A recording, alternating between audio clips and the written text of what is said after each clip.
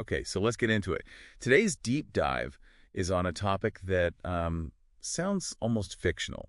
We're talking about dark psychology. Right. And to be really clear from the start, this isn't about clinical psychology. We're not diagnosing illness here. This is the study of, I guess, the predatory human mind. Exactly. It's the science of persuasion, of domination, Yeah. of coercion.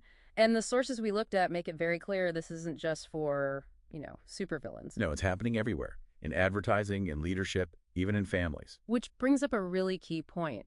The difference between just regular influence and dark psychology. Yeah, that distinction it really jumped out at me. Because they can look so similar on the surface. They can, but the intent is completely opposite. Think of it like a game. Ethical influence is a win-win. We both walk away with something. A positive-sum game. Right. But dark psychology is always a zero-sum game. It's win-lose. For the manipulator to gain something, the target has to lose. So who are these people? The research points to this framework called the Dark Triad. Yes, and it's sort of a spectrum of traits. First, you have narcissism. I think most people have a general idea of this one. That grandiose sense of self-worth, the constant need for praise. But here it's weaponized. It's not just vanity. It's using that need to manipulate people to prop up their own self-image. Then you get Machiavellianism. The chess player. Exactly. That's the perfect way to put it. You're not a person to them, you're a pawn. It's all very cold, very calculated. And then the third one, which is the most severe, psychopathy. And that's defined by a complete lack of remorse, right? Zero empathy. But one of the evolutionary papers had this fascinating idea about it. Oh, the arms race. I loved that. Yeah. The idea that for millennia, there's been this biological arms race between deception and detection. So some people evolved to be better liars to get resources? The rest of us had to evolve to become better lie detectors. It's like nature's own spy versus spy. The manipulator has to mimic normal emotions to fit in, and we have to spot the little glitches in their performance. Let's talk about their tactics. We all know gaslighting, but one that seems to come up first is something called love flooding. It's the hook. You overwhelm someone with affection, praise, gifts. It creates this incredibly intense bond. And a sense of debt. A huge sense of debt. And then once you're hooked, they pull the rug out with love denial. They withdraw all that affection as punishment.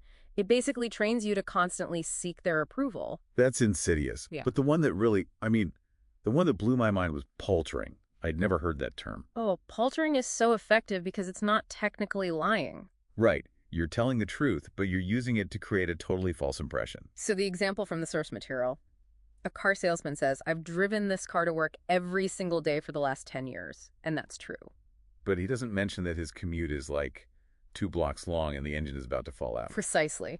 And because he believes the literal truth of his statement, he doesn't give off the usual cues of lying. No nervousness, no shifty eyes. It's incredibly hard to detect. Which connects perfectly to emotional blackmail. The sources kept using the acronym FOG. Fear, obligation, and guilt.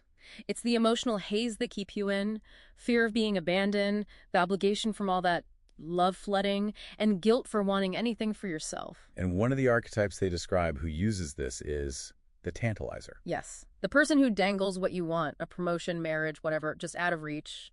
It's always almost. Keeps you running on their treadmill forever. So how do you get off the treadmill? There's a defensive strategy they mentioned.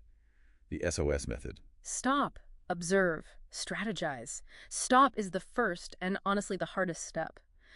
Manipulators thrive on creating urgency. You have to break that momentum. Just say, I need to think about that. You're buying yourself time for your rational mind to catch up. You are. Then you observe.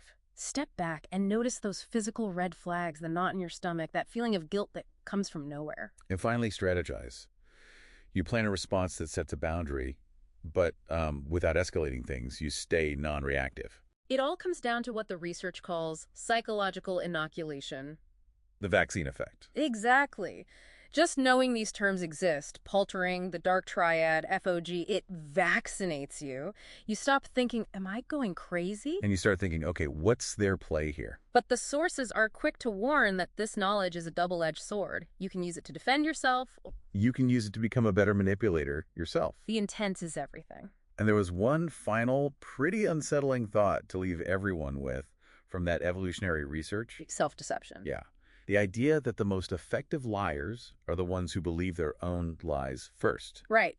They push the truth down so deep they don't consciously know they're lying. So they show no signs of deception. They seem completely genuine, completely confident. So when you're faced with that person, you have to ask yourself, am I trusting my gut or am I just trusting the confidence of a master self-deceiver? A really chilling final thought.